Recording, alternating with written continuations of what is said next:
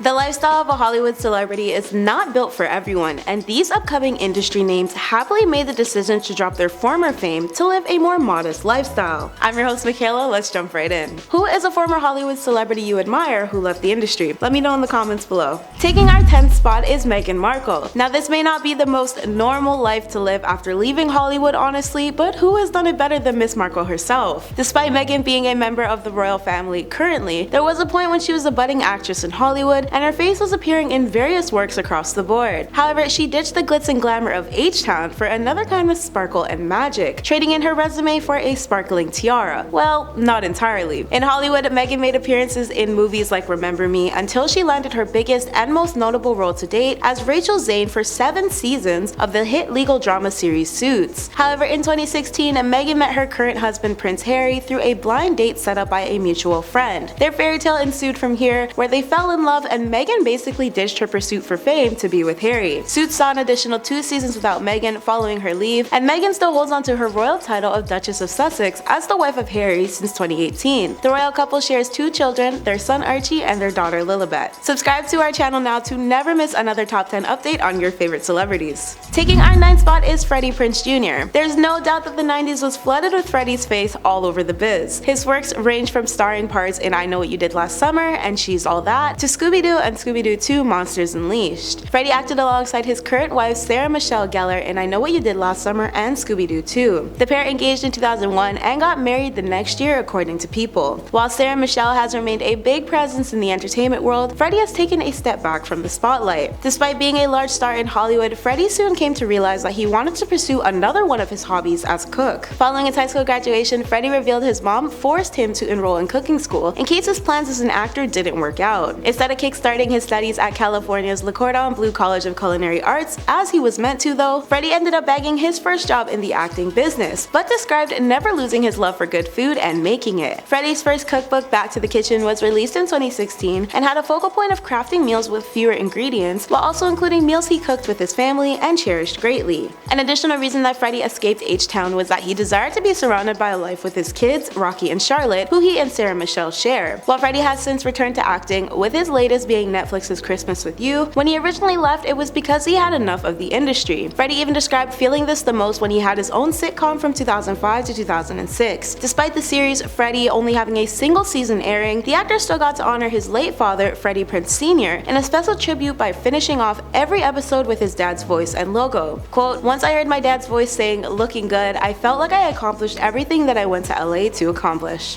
Taking our 8th spot is Gene Hackman. Gene is no longer an actor, but he is still definitely a creative soul through and through. This powerhouse star fulfilled a rather extensive and profitable film career, with headlining movies such as Superman, Bonnie and Clyde, and Unforgiven under his belt. Even more, Gene eventually went on to score a coveted Oscar for his contributions to the movies he's worked on. And despite his natural ability and talent of transforming himself into whichever on-screen character was needed for his featured roles, Gene served as an equally talented addition to writing. The 92-year-old former actor's capabilities of moving people through his pen-to-paper work is pretty remarkable. Gene most recently resides in New Mexico and spends his spare time writing historical novels. Taking our 7th spot is Kevin Jonas. Kevin is 1/3 of the Jonas Brothers, a sibling pop rock band formulated by Kevin, Nick, and Joe Jonas. The group started their original journey in 2005, signing with Columbia Records and quickly seeing mass fame in line with their Disney partnership in 2006. During Kevin's time with the world's most famous children's network, Kevin was a guest star on the popular teen hit show Hannah Montana, playing the role of himself, and then again in Disney Channel's original film Camp Rock. Both aforementioned roles were accompanied by 2 of his younger brothers and bandmates Nick and Joe, who later returned to Disney as a trio for the network's big screen sequel Camp Rock 2: The Final Jam. In 2013, their group went through a brief split in which Kevin decided this was as good time as any to step down from Hollywood to live more low-key. At that time, Kevin moved on to executing his business plans, which included the creation of his construction company, Jonas Werner, which specialized in renovations and custom-built houses, and founded his phone app Yude, which made the process of ordering food online simpler. In February 2019, the Jonas Trio announced they'd be coming back to the entertainment industry through social media. March 1st saw the release of their first single as a recovered band called Sucker under Republic Records. The band appeared on James Corden's Late Late Show to promote the track between March 4th to the 7th. This marked the start of the Jonas' comeback, and since, the trio of musical brothers have only released their 2019 album Happiness Begins, but has scattered the release of the leading singles to accommodate their sudden return. Taking our 6th spot is Frankie Muniz. Frankie was a hit sensation from the years 2000 to 2006 when he was the featured star on Fox's successful sitcom Malcolm in the Middle as a titular character. Despite this being Frankie's breakout role, this wasn't the exact beginning of his dynamic career in Hollywood. The prolific and talented actor debuted in To Dance with Olivia in 1997 and later landed a role in CBS's Hallmark's What the Deaf Man Heard that same year. His biggest guest star appearances include shows like Sabrina the Teenage Witch and Lizzie McGuire. However, his time as an actor only kicked off from here. Frankie has additionally starred in films including Agent Cody Banks and Big Fat Liar alongside other smaller appearances. On top of all this, Frankie was an addition to a single season of Dancing with the Stars